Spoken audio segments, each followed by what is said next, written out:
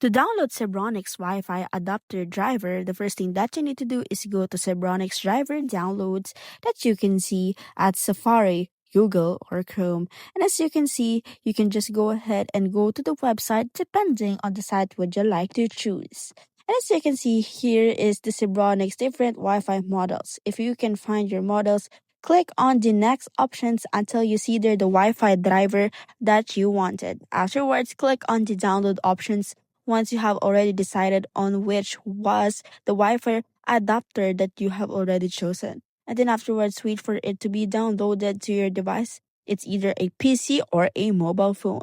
Now, after downloading, you can just go ahead and unzip the file. There is also another website where you can download it. Just go to Zebronics Wi-Fi adapter driver, which is the manual.plus. You just need to go ahead and scroll down until you see there the download button or download options.